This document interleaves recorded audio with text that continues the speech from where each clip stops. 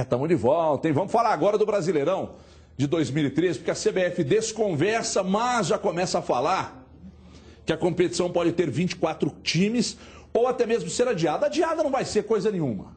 De acordo com o advogado da CBF, Carlos Miguel Aidar, a data limite para definição é de 20 de fevereiro. E se até lá não houver nenhuma definição na justiça sobre a novela Fluminense Portuguesa, a tabela do campeonato pode ser divulgada com ajustes. Então eu chamo a sua atenção para ouvir o que disse o advogado da CBF com respeito a tudo isso que foi dito aqui. Preste atenção aí. Qual que é a possibilidade do Campeonato Brasileiro desse ano ser disputado com mais de 20 clubes? Nesse momento não tenho condição de te responder isso. É prematuro qualquer avaliação nesse sentido. Aliás, eu dei uma resposta ontem a um colega seu, não me lembro se era um produtor ou um jornalista, eu fui, e no meio assim de ampassando, eu falei, pode ser até que haja problemas com o campeonato. E isso repercutiu muito fortemente. Na verdade, é muito cedo para fazer esse tipo de avaliação. Se existe risco de ter mais clubes, se existe risco de não ter campeonato, a CBF tem até 20 de fevereiro para soltar a tabela pelo Estatuto do Torcedor. E até lá a gente espera que esse cenário jurídico já esteja resolvido, né? Entendi. É o que eu espero. Entendi. E haveria, assim, alguma possibilidade do campeonato ser adiado, até cancelado? Veja, adiar o campeonato, pôr mais clubes, não ter o campeonato, qualquer coisa que se converse nesse sentido, por hora é especulação. Não existe um cenário pronto para a gente definir isso, para dizer, olha, está caminhando para tal coisa ou está caminhando para tal solução. É muito prematuro. As medidas judiciais estão no fórum sendo apreciadas, as liminares estão sendo caçadas, então é muito cedo. Muito bem, parabéns ao Arthur Müller aí que ouviu o Aidar, doutor Aidar, explicando sobre essa questão dos 24 clubes. Adiado, isso é balela. Se for diferente do que a gente já falou aqui, de 24 clubes, com a Portuguesa jogando, o Fluminense, voltando as marmotas tudo que caíram e tal, botando tudo junto, aí vai ser um festival de liminares. No meio do campeonato, uma liminar, para o campeonato. No meio do campeonato, outra liminar, para de novo. Então, para que isso não aconteça, vamos agradar todo mundo. É aquilo que a gente sempre fala aqui, é melhor ir para o caminho mais fácil do que para o caminho correto. A justiça desportiva faz um mal danado ao futebol brasileiro, porque é uma legislação que é meio que funciona paralelamente à justiça comum. Então é um segmento que tem uma legislação própria e eu entendo que isso não é legal. Por quê? Porque envolve dinheiro, envolve interesse. Futebol é isso aí, futebol é paixão para você que está em casa, que é torcedor. Mas para quem trabalha, né, para quem lida diretamente com o futebol, é um grande negócio que gira muito dinheiro. E como gira muito dinheiro, tem muito interesse. Então, 24 clubes, a volta do mata-mata, e aí ninguém me convence de que com mata-mata rolando seria mais fácil até rolar aquelas tretas que a gente viu a história inteira, de benefícios com a arbitragem, do árbitro chegar e pá, com um time menor contra um maior, tem coisas que a gente vê, tem coisas que a gente não vê, né? Muita gente deve estar falando, poxa, está falando bobagem, conspiração, teoria da conspiração. Não é, isso é fato, a história mostrou isso. Fala aí, Cadu, boa tarde. Boa tarde, Everton, boa tarde a todos. Olha, se for confirmada essa história de campeonato com 24 clubes, com mudança de fórmula, olha, sinceramente vai ser um negócio de desanimar. Vai ser deprimente trabalhar no Campeonato Brasileiro. O STJD vive uma crise de credibilidade sem precedentes. Nunca foi muito bem visto, assim, pelos torcedores, pela sociedade em geral, mas agora está com o filme totalmente queimado. Há um conflito de STJD com Justiça Comum, com o Estatuto do Torcedor, diferentes entidades, instituições, representações aí do esporte brasileiro brigando entre si e, sinceramente, é deprimente, é lamentável o que está acontecendo. Ontem eu acompanhei uma entrevista longa do presidente do Fluminense, que já havia sido gravado. Esse assunto foi tratado e sempre aquele papo de que não haveria o campeonato com 24 clubes, mas a gente continua vendo essa possibilidade no horizonte. O Marinho até disse, não sei se foi no início dessa semana ou na semana passada, que não via essa possibilidade, mas sinceramente, Everton, eu acho que a chance é grande e vai ser assim o fim. Vai ser lastimável, uma coisa que vai dar preguiça de trabalhar no Campeonato Brasileiro. Total desmoralização do futebol brasileiro, porque é o seguinte, a gente falou isso quando a bomba estourou. Em qualquer país sério do mundo, a CBF estaria fechada, o presidente já teria sido derrubado, retirado do cargo, né? E a coisa já teria sido resolvida. Então, se não resolveu, é porque realmente o problema é muito grande. Tem um procurador, um promotor lá de São Paulo, que me fugiu o nome dele agora e não poderia ter fugido, mas fugiu. Esqueci completamente o nome dele, que está apurando a situação na Portuguesa e disse numa entrevista ao Milton Neves, domingo passado, no Domingo Esportivo da Bandeirantes, que já há fortes indícios de que a Portuguesa recebeu dinheiro, ou teria recebido dinheiro, para escalar o jogador, ser punida e descer para a Série B. Ou seja, aí eu tenho que voltar para a roça. Mas cara, aí por isso que eu falei um dia brincando, mas aquela brincadeira confunde de verdade, que na realidade esse campeonato... Roberto Senise Lisboa, muito obrigado, Gilberci, você é o cara. Na verdade, essa história de 24 clubes não deveria ser nem 20, né? Daqui a pouco o campeonato tinha que ter uns 18, porque o Fluminense que caiu no campo, para mim, não poderia voltar em hipótese alguma. E a Portuguesa cada vez mais envolvida aí nessas tretas, daqui a pouco vai ter que cair também. Então, ao invés de aumentar, ia ter que diminuir o número de clubes. É um absurdo o que está acontecendo no futebol brasileiro. É para entregar para Deus, é para desanimar mesmo. Deus não vai querer mexer com isso não, que é treta demais. Olha aqui, ó... Esse negócio de mata-mata, pessoal, num campeonato de pontos corridos, quando o Cruzeiro arrebenta, pula na frente, arranca, mete a primeira, quarta, quinta, liga o tubo e vai embora, é muito complicado você parar um time, você fazer manobra para que esse time não seja campeão. Não estou dizendo que não aconteça, né? Porque o Fluminense foi campeão em 2012 e, para mim, foi muito beneficiado, mas muito beneficiado. Aliás, 2012 não. 2012, exatamente, 2012. Eu já esqueci que nós já estamos em 2014. Então é o seguinte, isso acontece no futebol, é muito estranho, não é? Você ganha um título contestado num ano, no outro ano você cai e volta, e de repente o maior patrocinador, que o Souza, que jogou no Cruzeiro, disse aqui para nós numa entrevista, numa oportunidade, que eles põem tanto dinheiro dentro do Fluminense, mas tanto dinheiro, que eles chegam a perguntar se você não vai no banco tirar. O Souza disse isso em entrevista. Pô, lá é o seguinte, eles depositam, vai lá buscar, não, precisamos jogar mais lá, como é que faz? Então, tanto dinheiro que a Unimed põe.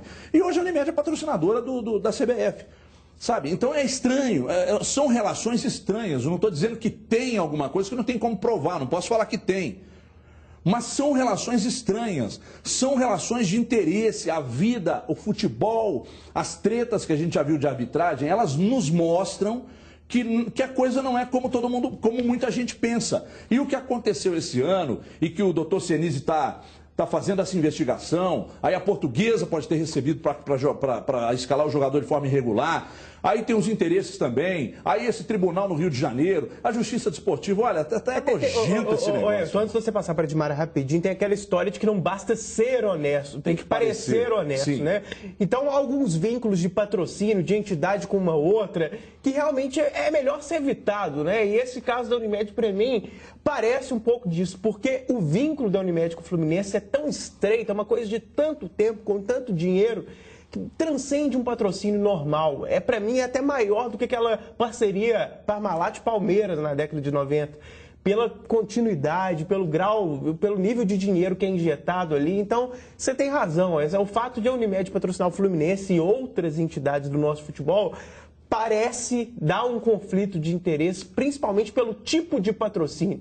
Né? Não é um patrocínio normal, é uma empresa com representatividade muito grande dentro do clube. Então é uma história que eu concordo com você. Pode ser que não tenha nada a ver, Edmara, mas se sou presidente da CBF, eu não aceitaria um patrocínio de uma mesma empresa que patrocinasse um clube de futebol, não. Porque aí entra nisso que o Cadu acabou de falar. Você tem que parecer honesta também. Edmara Oliveira, boa tarde, Edmara. Boa tarde. Será que sobrou alguma coisa, Edmara, para você falar? Edmara, eu acredito muito no seu poder de Olha só, síntese. A gente está vendo todo mundo falar muito sobre essa situação desde ontem, né, das 24 equipes. A gente já dizia aqui que havia essa possibilidade. Lembrando o seguinte, o Estatuto do Torcedor não possibilita essa mudança em termos de campeonato brasileiro. Ou seja, a competição não poderá chamar campeonato brasileiro. E por aí que a gente sabe que essa fórmula, então, vai mudar. Já havia acontecendo nas últimas 2 temporadas um questionamento muito grande nessa questão dos pontos corridos, né? Que para mim continua sendo a fórmula ideal. Porque senão você começa um campeonato e depois termina como Copa, né? E é bem característico isso, e você prejudica N situações de jogo, e você pode até manipular com mais veemência o que você vai fazer. Então, o Estatuto não prevê isso. Então, a gente pode dizer o seguinte: se for acontecer realmente isso, 24 equipes e a situação toda, vai mudar de nome. Vai ser outro campeonato, outra série, Tapetão uma disputa. 2014. E por isso que eles dizem essa questão do adiar. Por que o adiar? Porque você tem uma organização diferente. Você não precisa ter todos contra todos, como é a questão dos pontos corridos. Você pode fazer chaves específicas com menos jogos, e aí todo mundo se encontrando na reta final e fazendo aquela miscelânea que eles adoram fazer, que daí você não sabe o que você está disputando. É por aí que passa essa situação. Essa situação é muito evidente, as chances de acontecer são muito grandes. Agora, eu queria dizer uma coisa. Todo mundo se levanta muito quando acontecem essas situações, e principalmente os presidentes de clubes, quando eles são prejudicados nessas histórias. Então, é a hora da gente ver quem é quem no futebol brasileiro. Quem é que está a favor do futebol, ou quem é que está a favor das manipulações e das situações que a gente tem. Vale lembrar sempre que todo mundo reclama, mas quem faz a CBF, quem vai lá e vota, são os presidentes das federações, que, por sua vez, são eleitos pelos presidentes dos clubes. Ninguém tem mais influência nesse futebol do que quem faz o futebol, que são os clubes. Então, a pergunta é simples e objetiva. Os clubes vão aceitar isso? Quem é que vai se levantar? Todo mundo não se diz aí líder de tudo? Ah, porque eu sou o líder, ah, porque eu vou lá e negocio. Nós não temos mais clube dos 13, não existe a divisão. Quem são os presidentes que realmente vão mostrar para todo mundo que a idoneidade deles é diferente e não vão aceitar esse tipo de situação? E lembrando o seguinte, quem está determinando isso é a justiça comum, porque as equipes entraram na justiça comum. Quem está colocando esses clubes para jogar é a justiça comum dentro das liminares. Então, quem são os presidentes que vão mostrar efetivamente neste momento que eles não têm nada a ver com tudo isso e vão brigar para a gente continuar tendo o Campeonato Brasileiro lícito, o Campeonato Brasileiro verdadeiro? Aí eu pergunto a você de casa, por que o Náutico teria que voltar e disputar o módulo principal do Campeonato Brasileiro? Não entendo, cara. Não porque eles vão fazer como se não tivesse acontecido o final. Perdeu em campo. Por que tem que voltar? Então, vai beneficiar o Flu, vai beneficiar a Lusa e vai beneficiar quem caiu, o Flamengo, quem caiu dentro de campo. Não entra na minha cabeça a necessidade de se buscar o Náutico. Eu não estou dizendo que tem que buscar o Vasco e o Náutico. Não, os 4 que caíram em campo tem que pagar a Série B. Mas essa história de buscar... Exatamente. E o Casa que ficou para trás e viu essa história... Com 42 clubes, e vai Copa do Brasil, módulo amarelo, porque módulo preto. Porque não impede, Cadu, que eles entrem na justiça, Everton. Também, por que o Icasa não pode reivindicar? Samba do crioulo doido. Olha aqui, esse ano daqui a pouco tem a gente... Copa do Mundo, tem paralisação do bom senso. E aí todo mundo esquece, né? Tem, nossa senhora. Mas agora eu quero ver a gente precisaria de um programa de umas 4 horas para debater esse tema, que é um tema realmente cheio de nuances e tal, que tem que ser discutido. Mas é uma esculhambação, cara. O nosso futebol realmente chegou ao fundo do poço. Ainda tem essa questão envolvendo aí a negociação do Neymar, e o pai do Neymar vai se atrapalhando cada vez mais. E esse negócio vai dar o que falar, já, hein? Olha aqui, agora... Problema deles para lá, vamos falar dos nossos aqui, porque chegou o grande dia. Após 40 dias, o torcedor verá em campo o Atlético novamente hoje, logo mais. E a meta do time, claro, é buscar o tricampeonato. Apenas 9 dias de pré-temporada e o time titular do Atlético já vai estrear no Campeonato Mineiro. Pra gente não tá sendo um prazo muito curto, porque o time já se conhece, é o mesmo time do ano passado. Acho que o time já vem entrosado, não precisa de tanto tempo para entrosar. Time quase pronto para encarar o Minas Boca em 7 Lagoas. A única dúvida é na lateral esquerda, quem joga? O técnico Paulo Autuori ainda fez questão de aumentar o ponto de interrogação. Na conversa com o time titular, 11 jogadores de linha. No meio deles, os 2 candidatos à vaga, o meia Dátulo e o lateral direito Michel. Entre os dois parecia tudo numa boa. É um mistério para vocês também quem joga, ou você já sabe quem joga? Vai ser você? Não, na verdade ainda não está nada definido. Não está nada definido, mas amanhã com certeza na pré-eleição ele vai definir isso. Mas eu tô esperando, se eu tiver a oportunidade de jogar, vou fazer o meu melhor, dar o meu melhor dentro de campo para poder ajudar a equipe. Se for o escolhido, o Michel vai jogar pela primeira vez na lateral esquerda. A verdade é que todo jogador quer jogar, né? Não importa a posição. A posição pode ser lateral esquerda, pode ser zagueiro, atacante. A posição que o professor optar por me pôr, eu vou tentar dar meu máximo, vou tentar ajudar a equipe de todas as formas. Quem está fora mesmo da estreia do Galo no Campeonato Mineiro é o craque Ronaldinho Gaúcho. Calma, ele tá bem, tudo ok. É que o Ronaldinho foi expulso lá no Mundial de Clubes em dezembro no Marrocos contra o Guangzhou da China. E aí, ele cumpre suspensão automática agora no Campeonato Mineiro. No lugar de R10 entra o Guilherme. Nem imaginei que pudesse ter essa oportunidade já assim de cara, por conta de uma suspensão, mas tentar aproveitar. Estreia do Galo em 2014, estreia de Paulo Tuori à frente do time. Temos que fazer valer o grande diferencial da equipe do Galo, que é a qualidade técnica, né? Tá certo? Então, fisicamente, há uma defasagem muito grande em relação aos nossos rivais, nossos adversários, mas a gente minimiza isso com a qualidade técnica e já com um conjunto, né? Essa continuidade permite que a equipe seja a mesma do que terminou o ano. 2014 pode ser um ano diferente para o Michel, para o Guilherme e para Paulo Tuori. Já para o Atlético, se repetir 2013, tá bom demais. Mineiro, jogamos com muita raça e amor. Vibramos com alegria nas vitórias. Clube Atlético Mineiro, Galo forte, vingador. Muito bem, tá certo então. O jogo logo mais a partir de 7h30, 7 horas na internet, no bandnewsfm.com.br e a partir das 8 nos 89,5 da Band News, ok? Dimara Oliveira, a estreia, enfim, o dia da estreia contra o Minas, lá em Sete Lagoas. Dimara. E são tantas estreias, né? Mas é só o Atlético, não. É o Minas também, é o Paulo Tuori, é uma nova formação. É quando a gente vai poder ter uma ideia dessa filosofia nova de trabalho do Paulo Tuori. Não é possível ver tudo. Acho que o nível de exigência é muito alto com o Atlético e a gente vai ter que ter um pouquinho de calma. Tem uma semana que esse grupo voltou. A gente é pouco tempo demais para você querer ver alguma coisa da parte física, da parte técnica, mas posicionamento, isso já vai dar para a gente ter uma ideia. Se vai dar certo, se ele é favoritíssimo contra o Minas, sempre quando você tem esse nível técnico muito alto, é favorito, né? A grande equipe é sempre favorita. Só que tem essas situações que a gente está colocando. É um momento complicado para o Atlético, uma estreia imediata. O Paulo teve que antecipar uma série de situações para que tivesse a chance de colocar esse time em campo. Aquela história que a gente falou, se o Hever estava lento no final da temporada passada, é possível que ele continue lento, porque nem o físico foi, né? Nem a melhor condição física dele tem. Então, é necessário que o torcedor também tenha um pouco de paciência.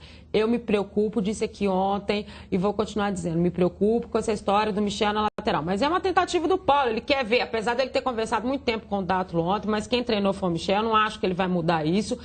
O Dátilo é uma alternativa que a gente vai poder ver hoje, porque está na cara que ele vai colocar ali no decorrer, porque ele está experimentando para a Libertadores, mas é um jogo que chama muita atenção por tudo isso, né? Para a gente poder estar vendo qual é essa nova história do Paulo Tuori no Atlético. Ô Cadu, você conseguiu entender o motivo que levou o Paulo Tuori a não testar o Emerson?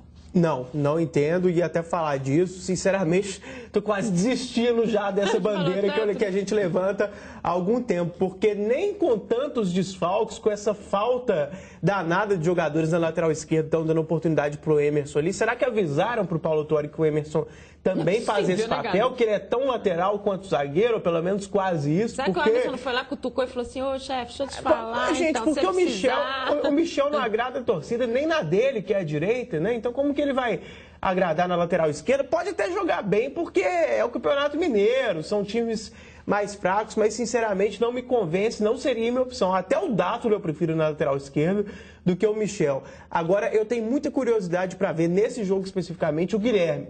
Gosto muito dele, torço por ele, gostaria de ver o Guilherme acabando com o jogo, mesmo sendo contra um time pequeno, aquela atuação convincente, dando assistências, fazendo até mais de um gol, porque o Guilherme é um cara que merece, pela pessoa que ele é e pelo talento que ele tem.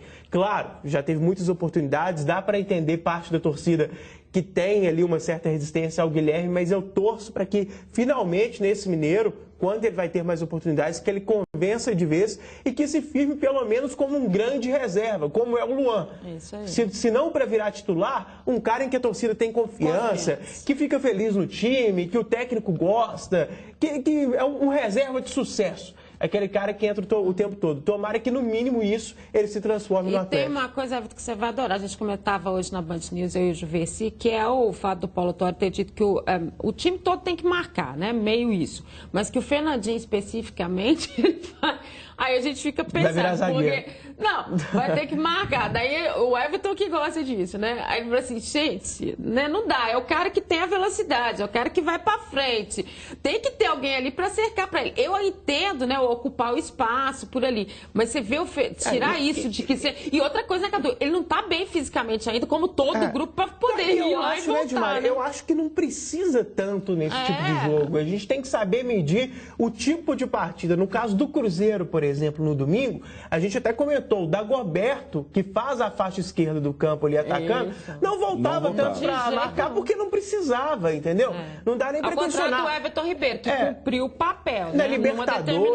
Na Libertadores, que quando você observa até a média de distância percorrida dos jogadores, é uma média maior do que no próprio brasileiro, é característica da competição essa correria maior. Tudo bem, mata-mata de Libertadores, o Fernandinho voltar, mas contra o Minas Boca, no início do campeonato... Ontem o Atlético com problemas na lateral esquerda, e ontem o Léo Gomes trouxe uma informação, já no início da noite, sobre a questão do Castilho, né? Isso. Lateral esquerdo do Tijuana, que teria sido oferecido ao Atlético.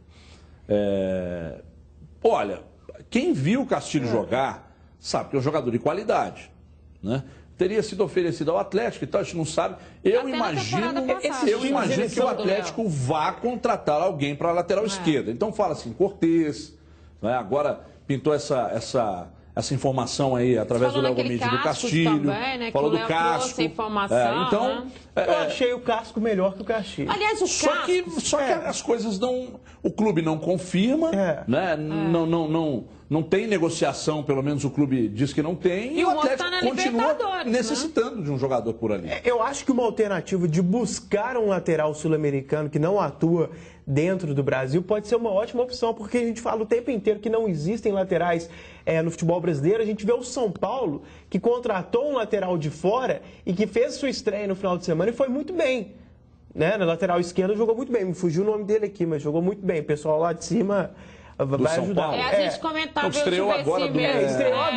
Foi bem demais. Foi bem demais. Eu vi o jogo, esqueci o nome do cara. O São Paulo foi o Álvaro Pereira. Álvaro Pereira. É o sósia do... Não, mas ele é zagueiro, não é não, Álvaro Pereira? Jogou pela lateral. Mas ele jogou como jogou bem. Muito bem, inclusive. Jogou muito bem, então pode ser uma boa opção. Agora, o Cascos é interessante como nenhum clube brasileiro precisando tanto de lateral nessa incrível história. E com mais dinheiro do que o Atlético que apareceu essa história, pensou nesse cara, não é estranho? Porque lá eles estão com N dificuldades, né? Quer dizer, a gente entende que seria mais tranquilo para ele. Um cara de experiência de Libertadores, jogando o que ele jogou, que tem a facilidade que ele tem, não dá para entender como é que quem está acompanhando, quem acompanhou os treinos do Atlético, e aí a informação veio do próprio Léo Gomes, ele disse que o Paulo Tuori tem trabalhado muito o setor de marcação desse time. Muito. Então, até mesmo a ocupação de espaços, o Ronaldinho Gaúcho, parece que vai cumprir uma função um pouco diferente do que ele fazia com o Cuca. A todo momento, Paulo Tuori, fecha ali, Ronaldo, fecha ali, Ronaldo, fecha ali. Eu não sei se isso é bom ou se isso é ruim. Estou dizendo pela questão da parte física do Ronaldinho Gaúcho. Porque eu vejo que um jogador como o Ronaldinho, você tem que deixar ele para criar. Põe os outros 3 do meio para correr por ele e os outros atacantes de frente para ocuparem os espaços. Mas, evidentemente, que se ele tiver condição física para fazer, o time ganha muito com isso. Né? Mas aí depende muito também do Tardelli por um lado, do Fernandinho pelo outro e do jogo. O empenho desses 4 homens de frente, né, um empenho maior, vai fazer com que o Atlético fique realmente com uma barreira difícil de ser transposta. Daqui a pouco a gente volta a falar do Galo. O Cadu encheu o peito para falar, mas é claro que agora quem fala sou eu do Consórcio Nacional Chevrolet Brasil, porque o cliente do Consórcio Nacional Chevrolet Brasil é apaixonado. Olha, o nosso negócio é te dar o melhor atendimento sempre. E com o melhor preço. Seu carro zerinho sai por menos de R$13 por dia. É isso mesmo. Você pode começar o ano com o pé direito e adquirir o seu carro zero agora pelo 3003-4443. Toda a linha Chevrolet com garantia de fábrica só com o Brasil. Só que você vai pegar o telefone e vai ligar agora. Porque ligando agora e comprando o seu consórcio, você concorre a R$25 mil toda semana até o final do seu plano. Olha só que mamata, R$25 mil toda semana até o final do seu plano. Mas tem que comprar agora. 3003-4443, seu Chevrolet por parcelas de R$386. É só aqui, amigo. Ligue agora e veja como realizar o seu sonho de comprar um Chevrolet 0 km. 3003-4443. Essa é a oportunidade de conquistar a sua tranquilidade a partir de R$386 mensais e ainda concorrendo a 25 mil toda semana. Às vezes muita gente vem com aquela dúvida do carro usado, não é? Bom, se você tem um carro usado e entrar como lance e tal, dependendo do valor, você pode retirar o carro na hora. É mole ou não é? 3003-4443. Você não vai esperar mais um ano para realizar o seu sonho, não é? Seu Chevrolet de fábrica por R$13 ao dia é só no Brasil. Então você vai ligar agora, 3003-4443. É a Chevrolet um Brasil. Vou para um rápido intervalo, em 2 minutinhos só, e a gente já volta. E tem mais Cruzeiro. Vamos falar do Cruzeiro e tem mais Galo também. Até já.